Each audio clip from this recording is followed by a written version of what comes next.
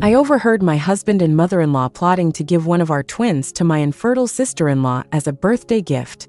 I immediately ghosted him, filed for divorce, and moved to another city to protect my children. At 28, I've been happily married to my husband James, who is 30 years old. We've been in a loving relationship for almost 6 years now. We first met when I had just started my job, and since James was far more experienced than me, he helped me out a lot from the very beginning. Right away, James knew that I didn't come from an ideal family. I had to fight for everything I wanted and pick up odd jobs here and there just to save up a bit of money for myself. Both of my parents struggled with addiction, and they rarely did anything to support me. Because of this, when I went to college, I decided to move out, cut them off, and never look back. They occasionally tried to get in touch with me, but it was only when they needed money. Because of that, I'd had to change my phone number and address multiple times over the years. When I started working with James, he was incredibly kind and thoughtful. I'll never forget the time I wore a shirt to work that had 2 small holes in it, which I didn't even notice. James noticed right away and bought me a new shirt so that no one else would find out. Whenever it rained or snowed, James would always make sure to pick me up from my place. Even though my apartment was more than an hour away from his, he knew I had to walk quite a distance just to catch the bus. There were times when I skipped lunch, not only because I wanted to save a bit of money, but also because growing up, I never had enough to eat.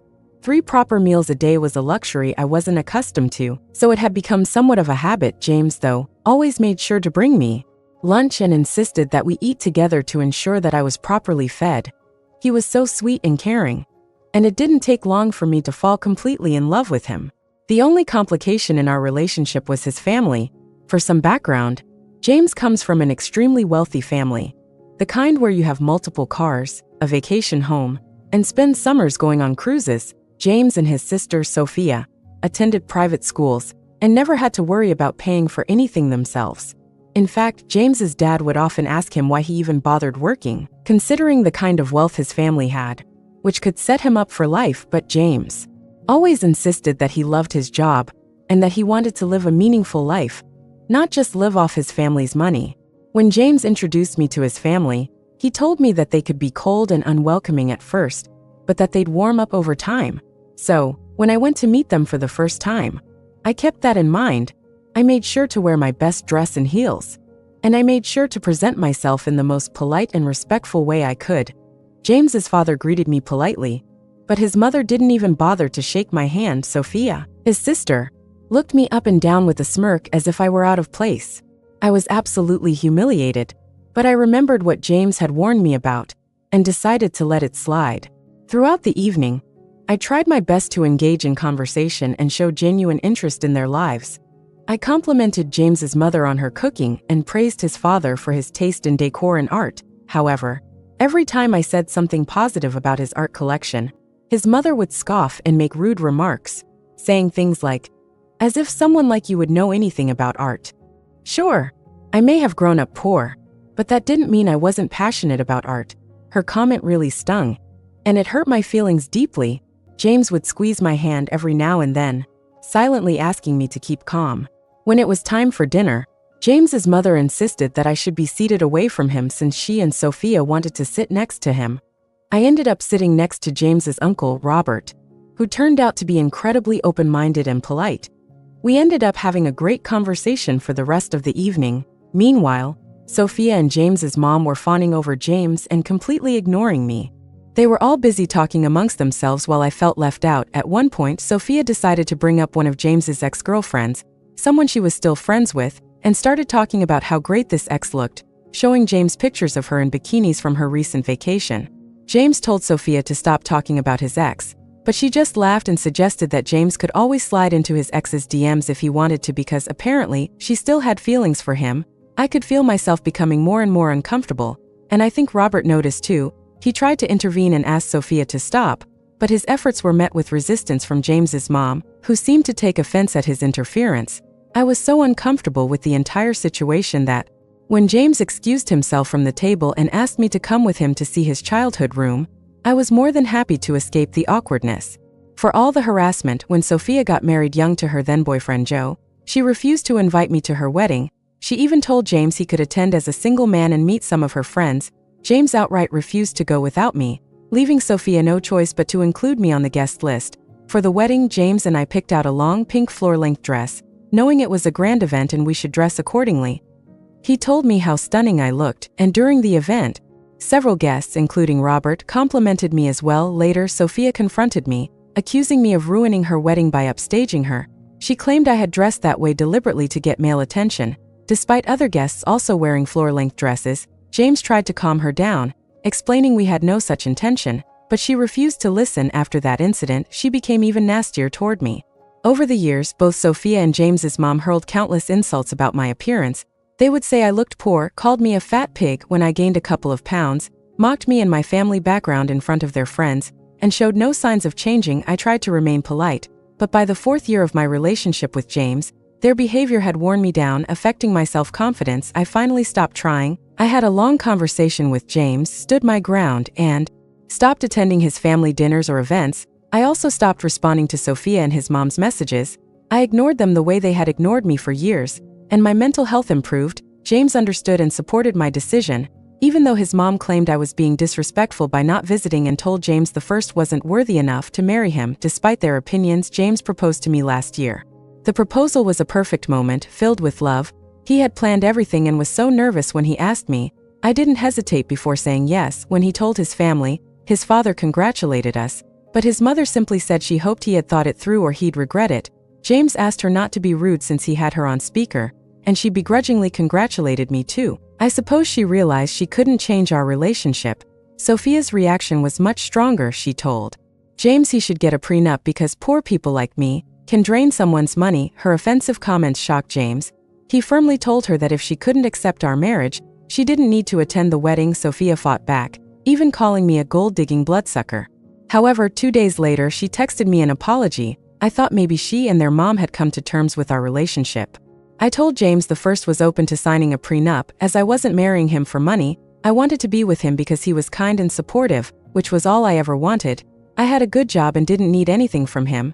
James assured me he knew my heart and would never ask me to sign one. As the wedding neared, I started working out more, wanting to look my best. Occasionally, I'd post gym selfies on social media. The photos were tasteful, never racy, but one weekend, James returned from a family dinner and said Sophia and his mom claimed I must be cheating because I was seeking male attention online. They planted doubts in his mind, and he asked me directly if I was cheating. I was shocked and offended that he would ask. I firmly told him no. He apologized, explaining they got into his head, and he wouldn't have questioned me otherwise. My social media account is private, and I have more female than male followers. To this day, I don't understand why his mom and Sophia made such accusations. During the wedding, Sophia and his mom tried to stir up more trouble. Sophia demanded to be a bridesmaid, but I refused. His mom called, scolding me for excluding Sophia, saying it would reflect poorly on the family. I reminded her that Sophia hadn't included me in her wedding either, but she insisted that as my sister-in-law, Sophia had to be included. She also threatened not to pay for the wedding if I didn't comply. I told James, who consulted Robert. Robert reassured us it was his money, and his mom had no say in our wedding. I could only imagine her face when she realized her manipulation had failed. After that, the wedding went smoothly, without any more interference from Sophia or his mom. James and I are still happily married, but something recent has made me question everything. 3 months ago, I found out I was pregnant with twins. James was as thrilled as I was. We had been trying for a baby since our marriage, and expecting not just one but 2 babies felt like a dream. James suggested we host a family gathering to announce the pregnancy, though I preferred something low-key. I understood his excitement and agreed. When James and I announced my pregnancy during the party, everyone immediately came over to hug and congratulate us. However, Sophia and my mother-in-law looked furious, glaring at me with intense hostility. For context, Sophia had been married before us and had been trying to get pregnant for a long time. James had mentioned to me before that she was infertile, and despite numerous efforts, she and Joe had been unable to conceive. James, Joe, and Robert had suggested adoption if she truly wanted children, but Sophia refused, claiming she didn't want to raise a child off the streets. Naturally, she wasn't thrilled to hear I was pregnant. I was already aware of Sophia's struggle with infertility, which was one of the reasons I hadn't wanted to make a big announcement in front of everyone. Despite our rocky relationship, I empathized with her as a woman. When James's relatives began asking about the baby shower, the gender, and other details, Sophia burst into tears. She ran to the washroom and locked herself inside. The party's atmosphere immediately shifted. James and my mother-in-law begged her to come out, but she refused. After half an hour of pleading, Sophia finally emerged with red, swollen eyes. She glared at me and told me I should have spoken to her before making the announcement. Given her situation, I tried to explain that I had never intended to hurt her feelings, but she ignored me and stormed out with Joe. Later, my mother-in-law berated me, calling me selfish and claiming I always made everything about myself, never thinking about others. After the party, James apologized and assured me he would talk to Sophia and his mom to clarify that it was his idea to announce the pregnancy in front of everyone. He insisted he hadn't foreseen how much it would upset his sister. Though I still felt guilty, James reassured me it wasn't my fault. The following weekend, James went to his parents' place for dinner, while I stayed home as usual, wanting to avoid any family drama. When he returned, he told me he had apologized to Sophia because she had shared the emotional toll of her infertility struggles. The endless medical tests, sleepless nights spent crying, and years of disappointment. As James recounted her pain, I felt a pang of guilt. Despite everything, Sophia was still family, and hearing about her suffering weighed on my heart. Beneath all the resentment and animosity was a deeply hurting woman in need of compassion. James suggested I reach out to Sophia, and I agreed. I messaged her to apologize for not giving her a heads up about the pregnancy before the party. I told her I wanted to mend things before the twins were born, and hoped we could start fresh as a family. To my surprise, Sophia responded warmly, thanking me for reaching out and acknowledging her part in our strained relationship. She expressed genuine happiness for my pregnancy and said she wanted to support me during this special time. She even offered to throw a baby shower for me, mentioning that she'd never done it for anyone before and would love the chance to organize mine. I accepted her offer graciously. In the months leading up to the baby shower, both Sophia and my mother-in-law were unusually kind to me. They would regularly call to check on my health and send flowers with sweet notes like, "Hope Mama Bear is feeling okay," and "We can't wait to meet the twins." Their sudden warmth was surprising and a bit unsettling given our rocky past. It felt out of character, however. I thought maybe they were genuinely trying to mend fences before the twins arrived. I didn't imagine anything sinister could be behind it. Despite my unease, I tried to stay optimistic and hoped we were turning over a new leaf as a family. James continued his weekly family dinners, and everything seemed fine on the surface. On the day of the baby shower, I was pleasantly surprised. Sophia had taken all of my suggestions into account when planning the event. The celebration was everything I dreamed of and more, with friends and family gathered to honor our soon-to-arrive twins. Unlike typical baby showers, included both the men and women of the family, so everyone was there to celebrate. Robert had brought multiple gifts for the twins, and we spent the afternoon enjoying ourselves with baby shower games. Sophia acted polite and attentive, making sure everything ran smoothly, ensuring the guests were comfortable and the games were on schedule. During the middle of one game, I excused myself to use the washroom. As I was leaving, I heard hushed voices arguing in the hallway. It was James and my mother-in-law, and curiosity took over. I paused, listening closely to their conversation. Initially, I thought it was just small talk, maybe about baby names or nursery decor, but as I focused, I felt a sinking sensation. My mother-in-law was asking if James had spoken to me yet about the plan for the twins.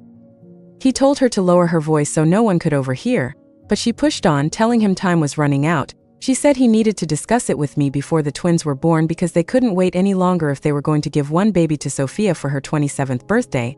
She reminded him that he had already agreed and that there was no backing out because Sophia had been looking forward to it for months. My heart stopped, my mind raced as I processed what I had just heard. They were discussing giving away one of my twins to Sophia. A wave of betrayal and fury hit me. How could James even consider this? Our babies were not objects to be handed over. They were our children. I stood frozen in disbelief as they continued to speak, acting as if this plan were normal. I had assumed their excitement about the pregnancy was genuine, but now I saw it was tied to this horrific scheme. I didn't know who my husband was anymore. How could he betray me so deeply? How could he have conspired with his family behind my back? I waited for their conversation to end, then quietly returned to the gathering. Although I was shaking with anger and fear, I forced myself to stay calm in front of the others. Since that day, I've been racking my brain trying to come up with a plan to escape. I cannot endanger my twins, and I certainly can't trust James anymore. Every time I see him, I want to scream, but I'm pretending everything is fine while I work on my escape plan. My pregnancy hormones have been all over the place, and a small part of me worries I might be making a rash decision by leaving without letting him explain. I'm prepared to be a single mother, but should I give the father of my children a chance to explain himself before breaking our family apart? Update 1. Thank you everyone for your advice and suggestions. After reading all the comments, I've made up my mind. I want to assure you that I will not let anyone take my babies from me. I reached out to my best friend, who was just as shocked as I was. She agreed to help me move my belongings so I could stay with her while I filed for divorce. Tonight will be my last night in this house, and tomorrow I'll leave without a note or explanation, because James doesn't deserve one. Update 2. It's been 2 weeks since my last update. I wanted to share what's happened since then. As I mentioned before, I made the difficult decision to file for divorce after overhearing James's conversation with his mother. It was heartbreaking, but I knew it was the right choice for me and my unborn twins. With the help of my best friend, I packed up my belongings and left while James was at work. Walking out of that door was one of the hardest things I've ever done. I never thought I'd leave my husband, but I had to prioritize my safety and my baby's well-being. I filed for divorce shortly afterward. James has tried reaching out to me multiple times. I haven't blocked him yet because I want to remain civil until the divorce is finalized. Since James has no idea that I overheard him and his mother, he's been sending angry messages accusing me of betraying him and saying his family was right all along. I haven't responded because I know they'll try to manipulate me. They can think what they want for now. The truth will come out during the divorce proceedings. I blocked both Sophia and my mother-in-law. I feel a little guilty for not answering Robert's call since I don't know if he was part of their plan or not, but I can't take any risks. I've spent the past few days crying, overwhelmed by everything that's happened, but my best friend has stayed by my side the entire time. She's been my rock, constantly reassuring me that I'm not a bad mother for leaving a man like James. She's also tried to ease the guilt I feel about being a single mom, although the weight of it still lingers. My plan now is to go back to work as soon as I'm physically able. Since my best friend works from home, she's offered to babysit the twins while I'm at work, and I'm incredibly grateful. I insisted on paying her, knowing that looking after 2 infants won't be easy. It's not a long-term solution, but it will get me through until the divorce is finalized. Once I receive child support, I plan to hire a nanny. I wish I had parents I could rely on, but unfortunately, I don't have that option. Although the road ahead won't be easy, I'm determined to create a safe, loving environment for my twins. I'm deeply grateful for all the support and encouragement I've received from everyone during this difficult time. Update 3. Hello everyone. It's been 6 months since my last update, and so much has changed. First of all, I gave birth to my beautiful twins, Ethan and Liam. I was a nervous wreck leading up to the birth, but the moment I held them, all my fears melted away.